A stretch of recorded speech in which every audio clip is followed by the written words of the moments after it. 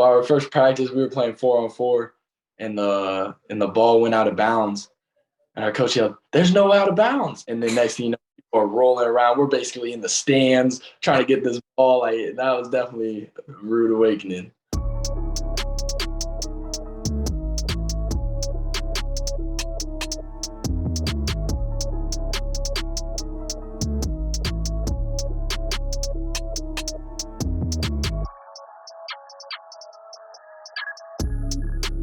What's going on today? I'm the host, Zach Schumaker, and joining me today is the number 8 overall ranked player in the class of 2022 out of all JUCO players. He's also the number 1 overall point guard, according to 24/7 out of all JUCO players. He's a former Wasatch Academy star, a one-time high school state champion. He's also one of the bounciest players in the entire country, Brennan Rigsby Jr. I appreciate you coming on today, man. I appreciate you for having me. Absolutely. Well, this has obviously been a big news for you, but the first thing I want to get into is, as I just mentioned, you're one of the bounciest players in the entire country. So you've got to take us through the backstory of this. Like, has this just always been a part of your game? Have you always been a bouncy player? Did it come to you all of a sudden, or what's the story behind that? You know, my dad is like he did track in college, so he was a high jumper. So that's kind of where I got the jumps from. But I'd say really when it clicked was my junior year.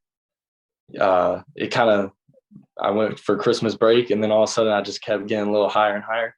Then I had the between the legs dunk and game, but yeah, I just tried that one game. I was just like, like during warm-ups, I was like, I think I can do it.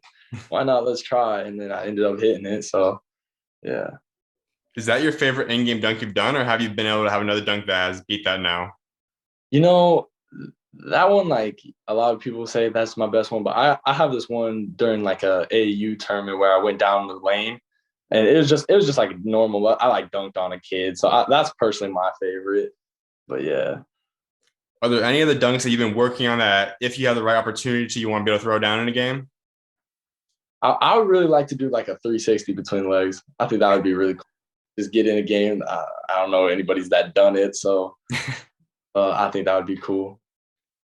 Now, like you said, you came back from that junior season or about Christmas break, like you said. So before that, I know we've seen you've had dunks before that, but were you working on like the between the legs dunk at home? Was there something you've been practicing, or was that just kind of came out of nowhere, like you said, and you just did it in the warm-ups and then just did it in the game eventually? Yeah, like it just kind of came out of nowhere.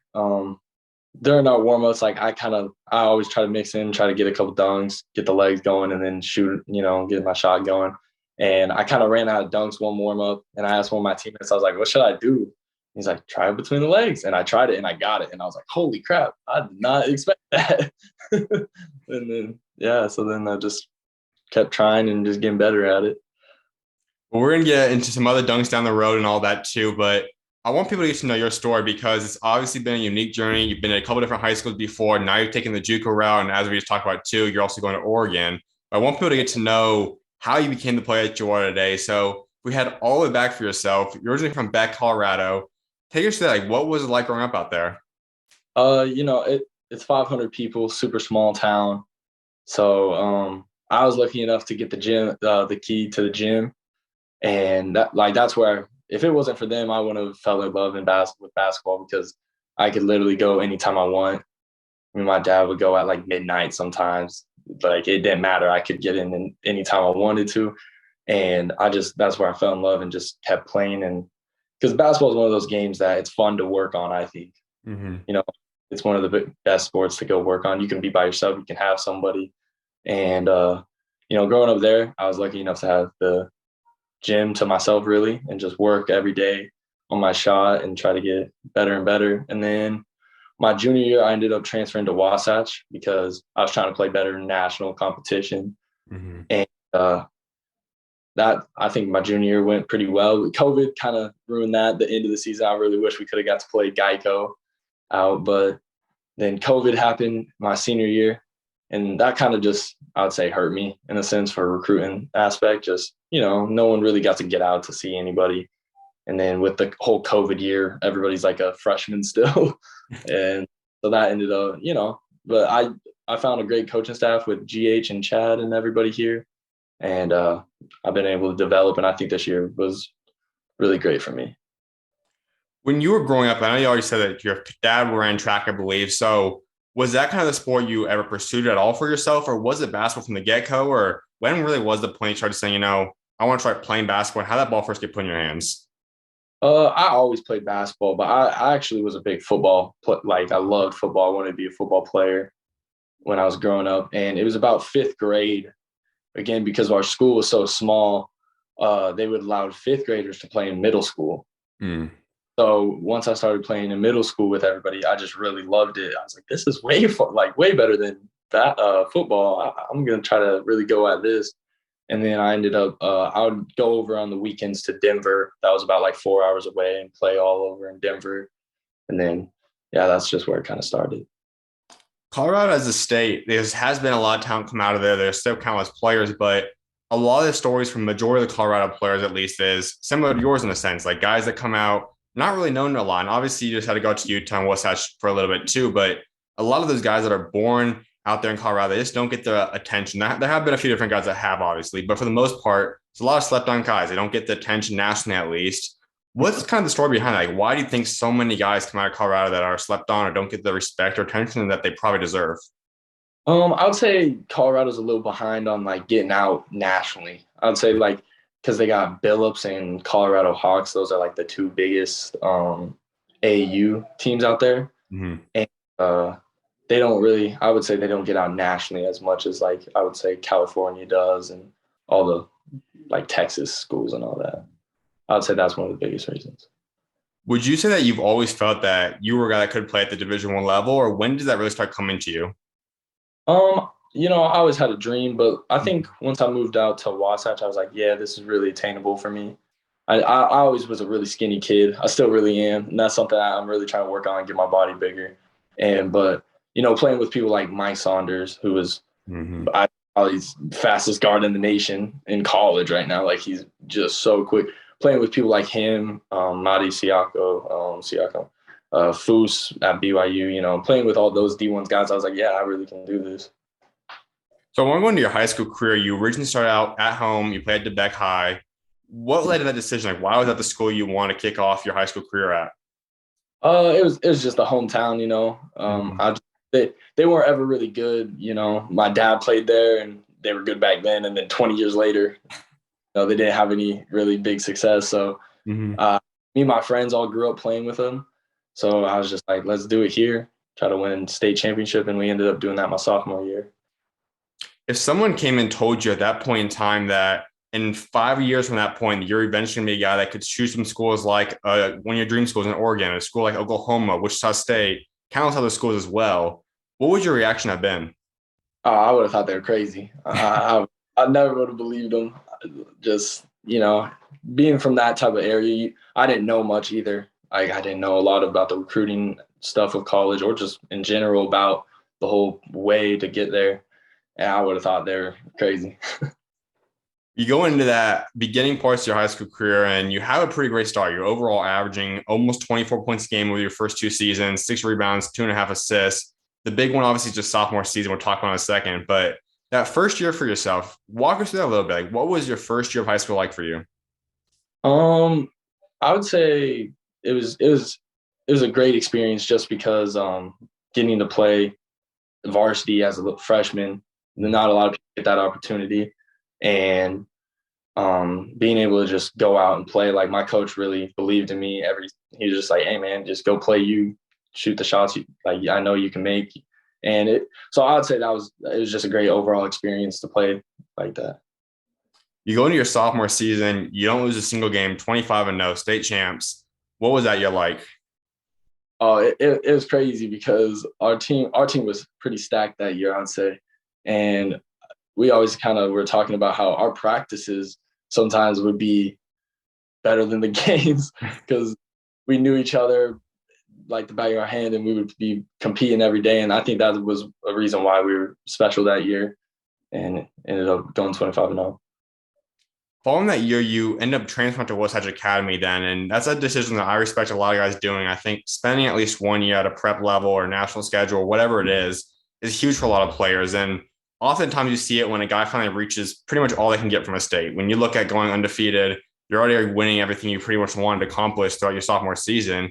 You decide to make that move then. So What led to the decision? Like, why did you want to go to Wasatch Academy, and just what ultimately brought you out to a national scene then for your upperclassmen years? Yeah, big thing was competition, playing people like Montverde, Oak Hill, all those great teams that um, bring out college after college players, even NBA players.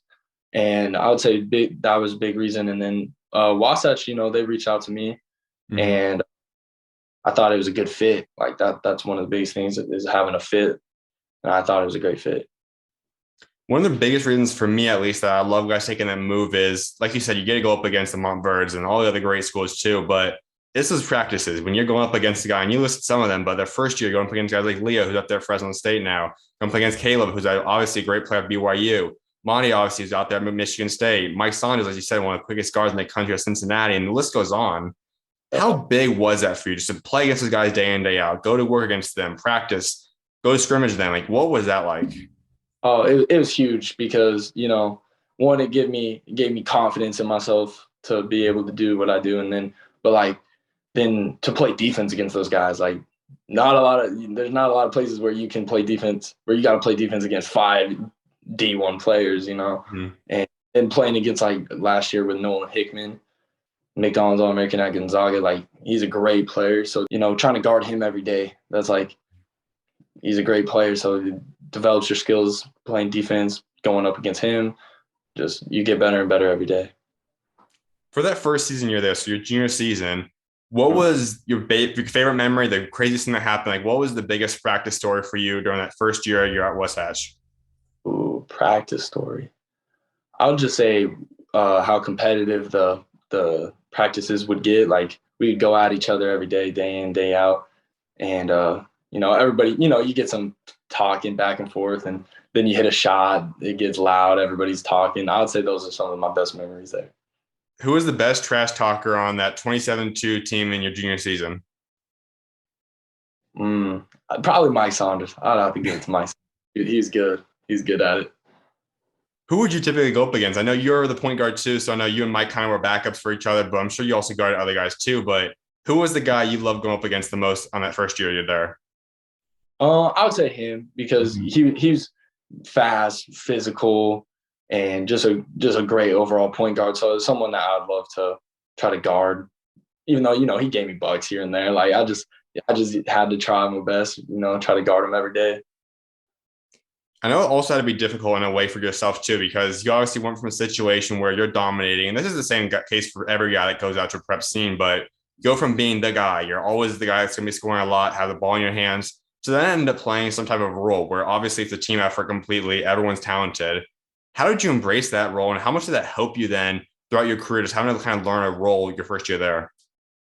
I say it would help me. It helped me dramatically for just now how to play here, and now I know how to play. I feel like both ways, like kind of having the ball in my hand a lot and being in a different role without the ball.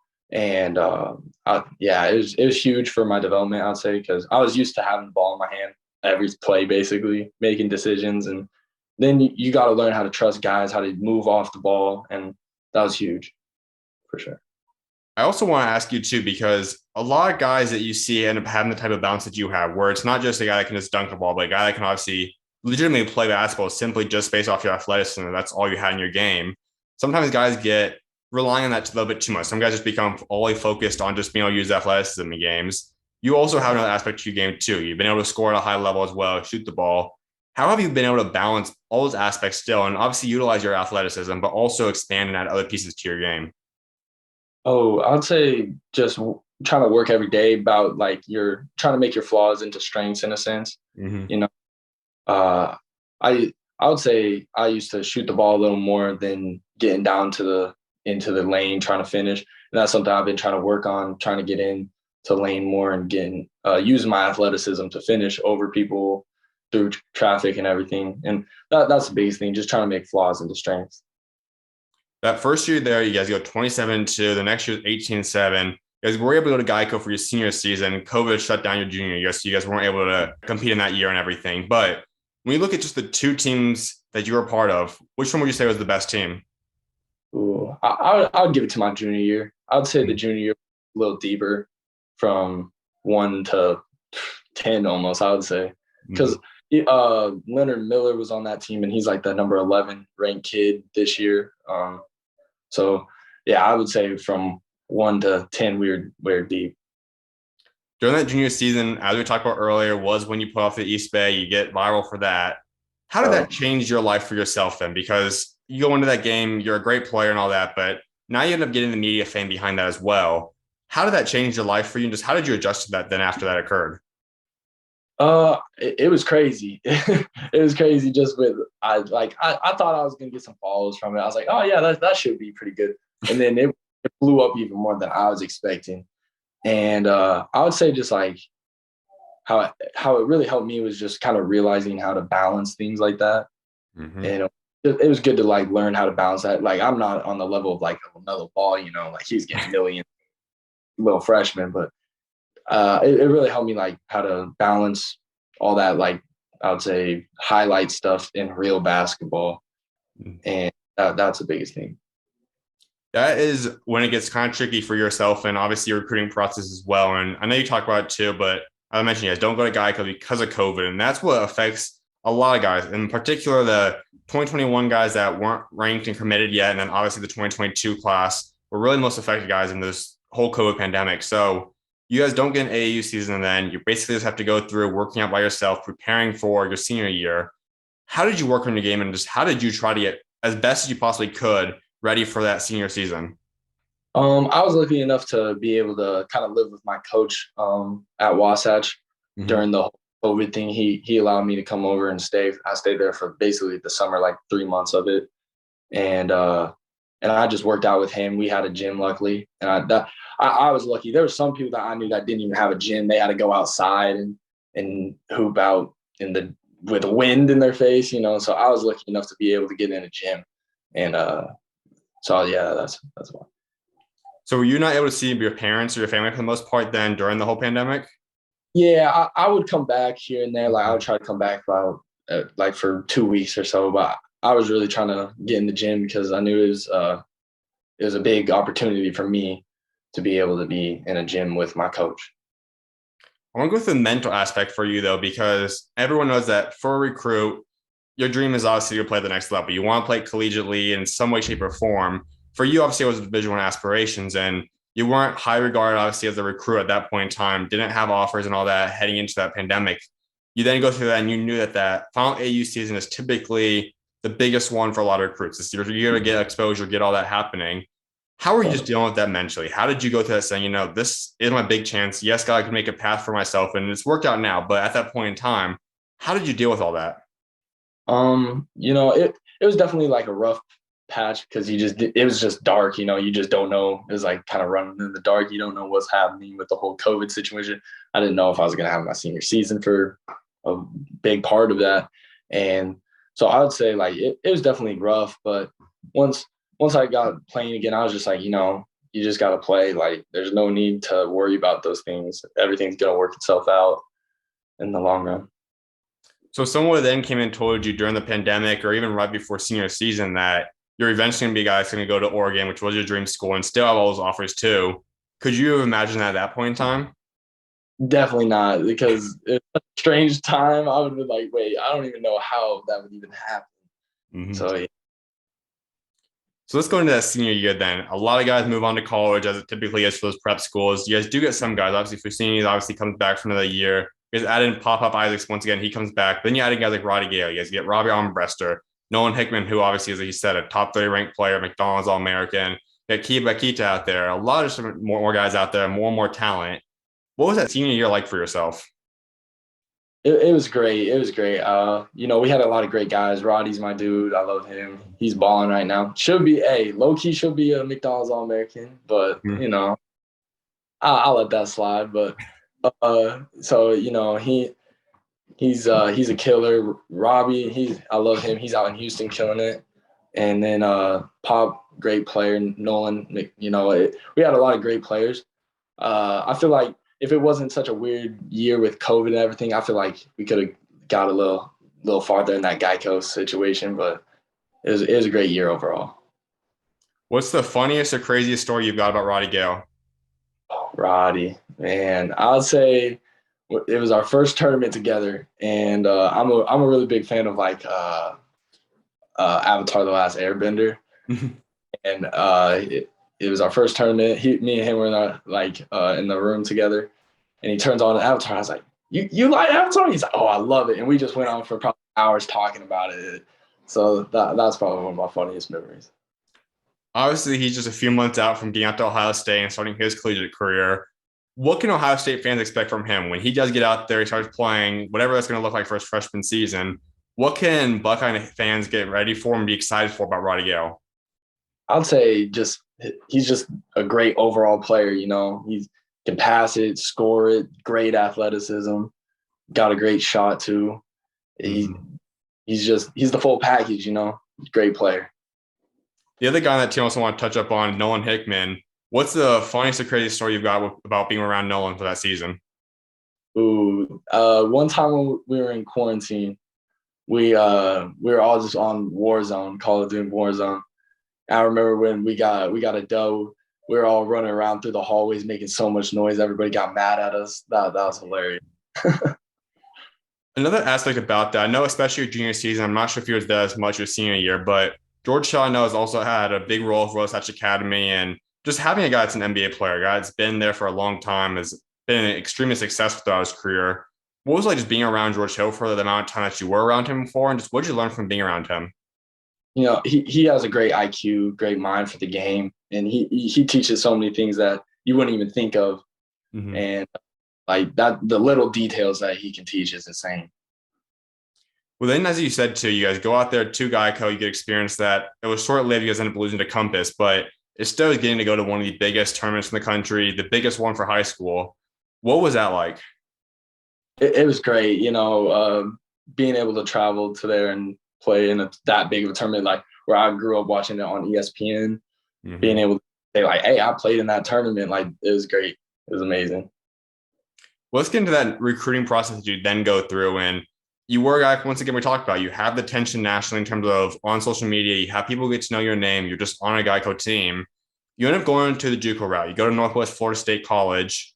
Walk us through that decision. Like, were there other Division I schools that were in the mix for you, having interest in you? Was it just them? Like, what really led to this decision? Just take us through the recruiting process for yourself.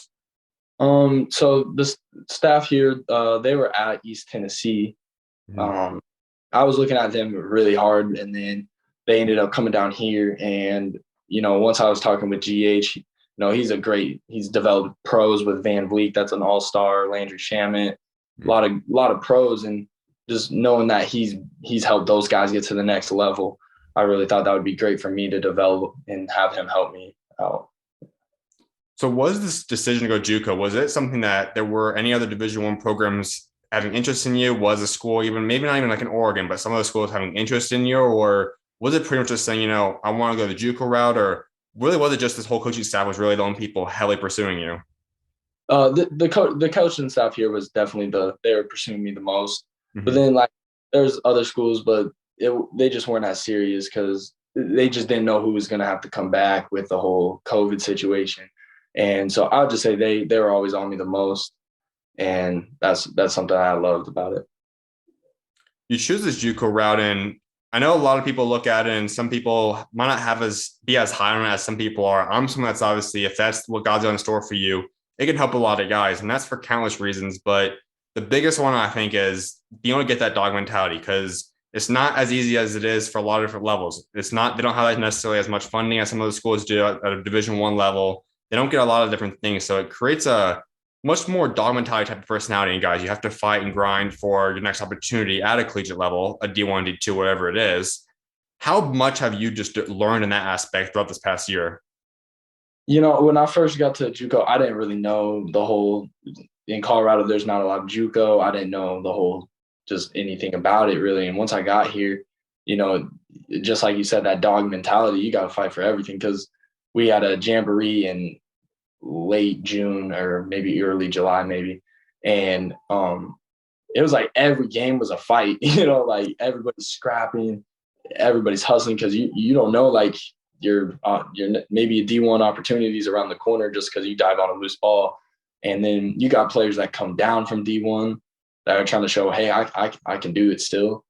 So, it's a straight dog mentality at JUCO. Was there a rude awakening for you, or like your very first practice out there, or something that you were just like, okay, this is JUCO basketball?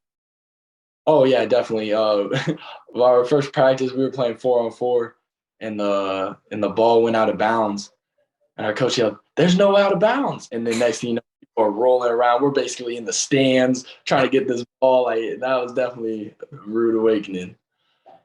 Not just that aspect too, but obviously you developed your game as well over the past year. So where would you say has been the biggest area that you've improved on over the past almost year now? I would say my body is probably the biggest one, but then getting better with ball handling, defense, even getting my shot even more consistent, and I would just say everything overall, but definitely ball handling, defense, and body. Those are the top three. We've discussed a lot of guys that are big name players already because of high school stuff from Wasatch Academy. You're on a team now of a lot of guys that's going to get much larger name now in the next couple of years once they get to college as well, because you guys have a ton of Division I level players. You guys got Falus going out to Western Kentucky. Bretner's you guys can start getting more and more interest. You guys have Cam Woods, who obviously played Division I, now is up there with you guys. You guys have Deshandre, who's also a top player in the country. Countless other players as well. This list goes on. So what has it been like being a part of this team this year? It's great. Like trying to guard someone like Sean in practice. Cam, we have some great bigs that Bretner is an amazing shot blocker. You got Issa, that's a great big, and we have a really good team that I feel like everybody can go great places with in the next couple of years. So what's the difference between your two high school teams of guys that obviously didn't have easy? A lot of them all had different stories and they worked for the position. But in terms of getting to Division I, the high ranked players, it was much more easier process in that sense, as opposed to guys that have now had to go through the JUCO route, rather be from D1 going to JUCO or high school to JUCO. What's the difference in terms of this mentality, practices between this year's team and the past 2 years at Wasatch? I feel like everybody kind of has like in a sense like the last chance you type feel to it. Mm-hmm. This is the last chance to get to the place you want to be, and you can't let up at any moment, because you have colleges show up to practice, and if you don't have a good practice that day, they don't show up ever again. So everybody's trying to perform every day, and it just makes the level of everybody go up. So what were your expectations heading into the season? You came in with a guy that didn't have Division I offers or anything like that. Your dream school, I know we'll talk about two once again, was Oregon. Going there now. But what did you want to get out of JUCO? Did you expect to just be 1 year and be able to go to these schools that you have on the table for yourself? Or what was your expectations 6 months ago before the year started? Yeah, to be honest, I didn't really know what to expect. I just knew that like if I just came in, got better every day, that GH told me, he said, "Hey, if you come in every day and get better and better, you'll have a place to go. Trust me." And I was like, I bet, like I'm just gonna come in every day, put my nose down, and just start going, just try to get better and better. And it ended up, I got to my dream school. I never would have believed it. Like if you told me even 6 months ago, "Hey man, you're gonna be able to go to Oregon," like what? Like it's just crazy. When did it start settling in for yourself? I know the offers start coming in over the past 2 or 3 months for yourself, but when did you start feeling like, I might actually be a guy that's capable of playing at a high major school? I know I can play not just at a Division I level, but I can be one of the better players at the next level too. When did you start getting that feeling about yourself? I would say probably like our jamboree type thing right before the season started. We had one in Tallahassee, and I played really well. And I was just like, man, I think I can do this even at the highest level. Like, definitely. And I want to go into Coach GH2 a little bit. As you mentioned, he's been experienced as a coach. He's coached all over the country, coached countless great players as well.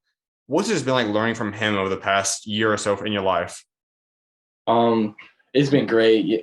Being able to pick his mind and just kind of figure out little details again, and learning how to really think and play, it almost like slows down like the game a lot, like where you're coming off pick and roll instead of just reacting almost. You almost know what's about to happen, because just with coverages and all those type of things. What's the biggest thing you've learned from him this year?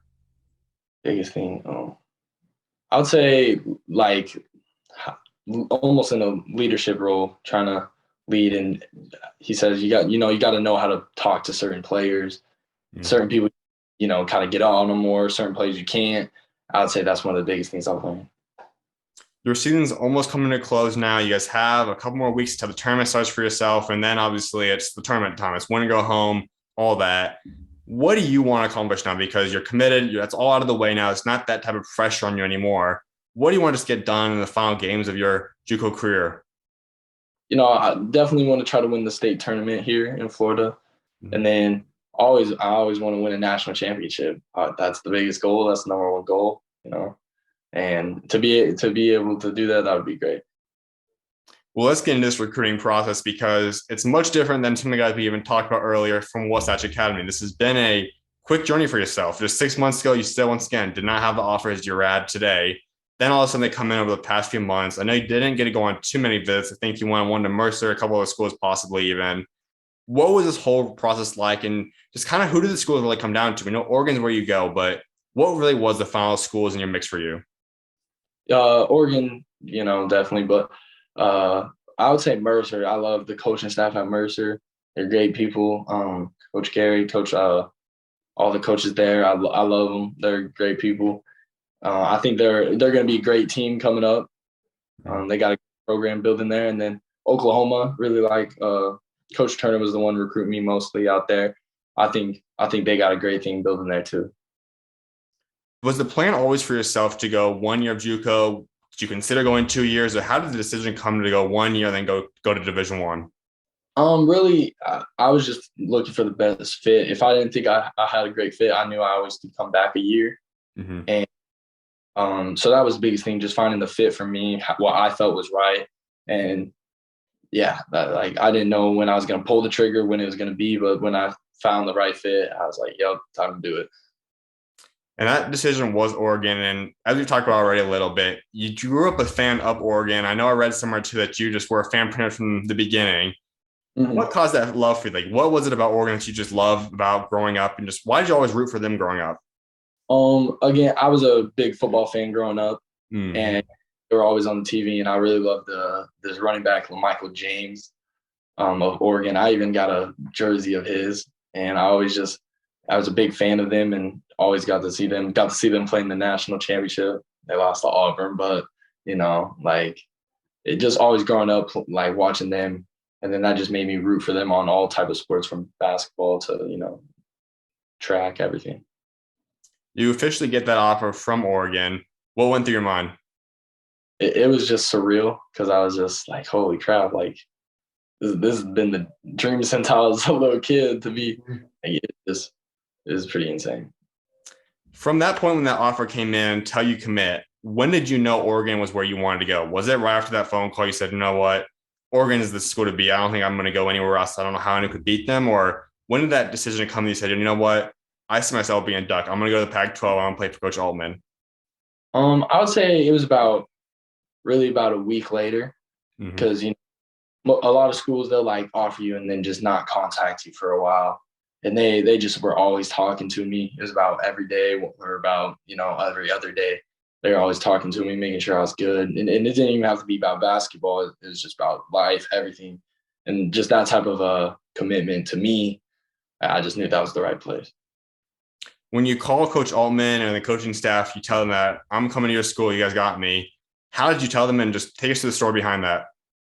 I ended up calling Altman one Sunday. It was the Sunday before my birthday. I ended up calling him, and we were just talking there, and I just told him like, hey, I want to commit. He's just like, oh, I'm so excited. I was just like, it's surreal, and I just was like, hey, I just want to do it. I want to let it go. Tell everybody like on my birthday, just because like it's been a dream of mine, and I feel like it'd be suited to do it on my birthday. And that obviously had to be a huge thing too. When you talk about being on your birthday, and happy late birthday too, but I know for a lot of situations, like you look at this whole story you've been through now, all the ups and downs, the uncertainty throughout your career for the most part, to be able to now come to your birthday and know that that dream's been successful, and not just the dream of playing basketball, playing at your dream school, and I was locked in. How big was that for you? it was huge. I talked to him. I was on the phone with my dad, like when I was telling him about it all. And he's just like, man, like, you're living the dream, literally. Like to be able to look back on all the little ups and downs and being able to be like, yeah, I made it right now. Like I made it to where I want to go. Now it's time to get to work even harder to try to be able to play at a pro level. Like it's just a great feeling. You talked about your love for Coach Altman, the team, and all that, but what other factors factor into this decision? Like, what else did you like about Oregon that ultimately led you to say, you know what, this is where I want to play my college career at? I would say being in the Pac-12, being it's a little closer to home in a sense, but then like I think the culture there's amazing. I love the playing style, the like play style they got, and then just like it's been the dream school. Another huge aspect about Coach Altman's this Oregon program is that they have had countless JUCO players play at the program. Obviously, two of them even come from your own school, one of which is very well known and making a big name for himself right now, Chris Duarte. So what was it like just seeing that aspect, saying, you know what, Coach Altman knows what it's like to have these guys that play JUCO, but really the backstory behind it is that he knows how to coach guys that have the same story as me, underrated recruits, guys that didn't get the attention growing up. How big was that for you and just the ultimate decision as well? That definitely I definitely thought about that because he even coached at the JUCO level a little, so knowing that he has that experience, he knows how to do, like he big part in developing Chris and getting him to the league. Like that was definitely a big part. And I want to go into Coach Altman a little bit more too, because he's been a great coach. Obviously, the season probably hasn't gone as good as they've been expecting to. They're still in the tournament mix though. So I want to go into that story because Coach Altman's always been a coach that no matter how the year is going, he finds a way to be in this position where they still have a shot at the tournament. They're always a team that stays in the mix, if not a top team. So we see that aspect of him as a coach, but what's he like off the court? When you just talk to him on a phone call, or you just talk to him on a day-to-day life, what is Coach Altman like? He's just full of energy, always happy. Seems like there's always a sunshine out. Even he's always a great energetic. It's just he always brings a good mood to any type of day. I don't believe you went on your visit yet. I think you have one in a week or so, but how excited are you for you to be able to go out there and just see the campus as a recruit, as a commit now, and just kind of see the coaches in person? How excited are you for that? Oh, I'm super excited. Yeah, I leave Wednesday actually for that, and I'm super excited to be able to go out there, get to see the coaches, have my family come out with me. Super excited for that. I want to discuss your 2022 recruiting class. It's a special group once again, and it's a unique one for Coach Altman. He's got his JUCO guys that he always likes to have, and yourself, Tyrone as well. And he also landed two guys that are five-star recruits. Dior Johnson, a guy who's one of the top, if not the best guard in the country. Also coming in as Kyle Ware, who's another one of the typical Dana Altman big men, a guy that's long, lengthy, can shot block, can rim run, can do everything. I mean, he's a special player as well. So how special is this 2022 recruiting class? I think we got like all levels of it. We got the great big man. We got Dior, I'd say the best point guard. And I think we can space the floor, get down, transition. I feel like we can have some good highlight plays in the transition. And I think it's a great overall class. So have you been able to talk to any of these guys yet, or how close are you with any of the guys in this class? I've been able to talk to all three of them actually. Been able to contact them from like on Instagram and stuff, and be able to talk to them, get their numbers, and start trying to build a relationship. When you look at other guys on the roster today, I know you're going to take your visits, so you're probably going to see more of them then. But have you been able to talk to anyone that's currently on the team this year? I haven't been able to talk to a lot of them that's on the team this year. That's something I'm going to definitely try to do when I'm on my visit, though. Obviously, fans are going to be excited for you, though, when you get out there. So what can they expect from you? What will you be bringing to Oregon when you get out there? I try to bring like the athleticism to the table. It's for getting the spacing, running down the floor, transition, and then just trying to bring a good vibe, energy to it. Get a dunk, try to get the crowd getting going. Just all that stuff. There are certain guys in the country that are out there that you typically find on SportsCenter quite often because of athleticism. You clearly are one of those guys that has the chance to be one of those guys. So how many SportsCenter top 10 plays can Oregon fans expect from you throughout your career there? I'm hoping quite a bit. I'm hoping. Another aspect about you too is the same mentality we just talked about that you've kind of gained now from being a JUCO player. So how much of that mentality has changed you as a player, and how do you plan to bring that now to Oregon next year?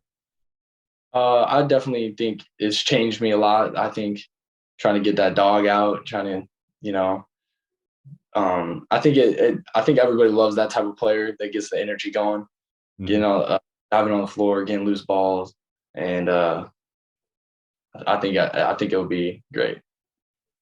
In terms of your plans when you get out to campus, obviously the biggest focus right now, and really everything I'm sure that's on your mind, is the first of all, obviously the visit, and then obviously playing throughout your tournament, how far you guys can go. But when do you plan on getting out to campus? Is there a certain target date or time period that you're expecting to get out there to Oregon?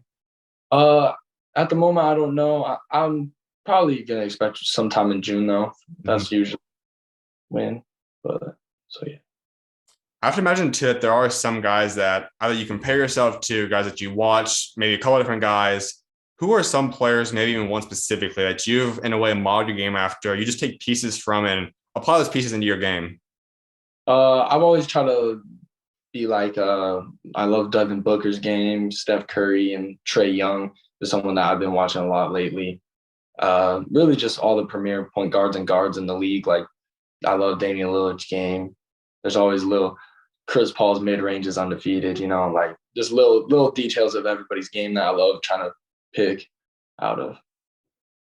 Now, you're not going to be obviously in home. It's still going to be a little bit away. It's a lot closer than what you are right now from home. So when you do get to go home and you play a team like Colorado, or even just being closer to your family so they can come out and see more of your games more often, how big would that be for you? Just how excited you'd be able to go out there and just be closer to family too? Oh, that's going to be great. You know, they really haven't got to see one of my games in person for like 2.5 years now. So yeah, that's something great to think about. But like yeah, so just being able to get the whole family out, I would say that's something that's big. I know a lot of guys want to be remembered for something. So when that time does come in 3 years or so from now, when you decide to move on from Oregon, you pursue your next career, whatever God's got in store for you, what do you want to leave your Oregon career being remembered for what you achieved both on and off the court? You know, biggest thing I always try to be is like a winner on and off the court. That's one of the things I want to be remembered for. Always being, you know, lifting up and making things better, and overall just trying to be a winner. That's the biggest thing. I also want to ask about your Twitter name. It's called Little B. So take us to that a little bit. Like, what came behind that, and just what's the story behind being Little B? So I'm a junior, and when I was running around the house, everybody when I was young, would just call me Little B. So me and my dad wouldn't get really mixed up. And it's pretty funny. My grandma now tells everybody, "You're not Little B no more. It's just Young B and Old B." So new name, but yeah, that's how that comes from. I also want to wrap up talking about your faith a little bit because I know you're a believer. So kind of take us to that a little bit. Like, how has God helped get you to the point that you're at today? You know, I'll just say like, God has a plan for everybody. You know, you just got to keep going. But something like you just got to always have faith. That's the biggest thing about religion is the faith of it. And so if you have faith and just keep going, everything will work out for you. As we just discussed, you've had countless ups and downs throughout your career where obviously you even mentioned that hasn't always been the easiest thing for you. When was the biggest moment though, that you had to rely on God throughout the story? Definitely my senior year, you know, with COVID and everything, trying to work through that, like whole thing, just being able to like the people at Wasatch helped me with that, trying, you know, they would help us get to like churches and all that stuff. Like, so they always helped out. For any other guys, there's countless people that's going to go through similar stories too, or even the mix of it right now. What's your advice to them if they're going through these trials and tribulations? Guys that might not be getting the ranked or the offers throughout high school, or guys that's going through an injury, or whatever that case might be. What's your advice to them to keep pushing and keep staying motivated that there obviously is a chance that you still could reach your dreams? You know, like I'll say I'm living proof of it where, you know, you might not be, I was a no rank, you know, and there's people like, you know, you got John Morant where a bag of chips saved him in a sense, got him on the map. And I would just say, just always put in the work and always think that someone's watching. That's something that I always kind of think to myself. If I'm a gym with no one, I always still think like someone's watching me right now. Like I got to keep working hard and hard I'm in the weight room and I'm thinking to myself, I could just skip this rep real quick. I could do 9 instead of 10. Think to myself, nah, like someone's watching me right now. They're watching me I can't cheat myself in a sense. How big of a chip is on your shoulder? Just even that kind of that pride that comes from coming from where you came from, being a guy, like you said, that's an unranked player, didn't have the opportunity in high school. How much of that helps define the person that you are today, both on and off the court? I would say defines me pretty big, just for the fact like you are just always trying to outwork people, trying to show like, hey, I can do this too. No matter what, like I might not have any stars on my name, but I'm still the hardest worker out of the group. I'm always going to be here on time, 15 minutes early. I'm going to be working my butt off, trying to show that like now I feel like now it's time to prove everybody right. I proved people wrong. Now it's time to prove people right. Like the reason why I got offers and this and that. Absolutely, man. Well, my final thing for you, give Oregon fans your 3 biggest goals that you have set for your Oregon career. I definitely want to try to win the conference regular season, win the conference tournament, and then always go for that national tournament championship. Always got to get that natty. Absolutely, man. Well, Brennan, best of luck with the remainder of your season, the tournament. Enjoy the visit out there as well. Congrats on the commitment, and I'm excited to see what God's got in store for you throughout your career, and appreciate you coming on today, man. Awesome. Thank you for having me. Of course, welcome on, man. God bless. Sir.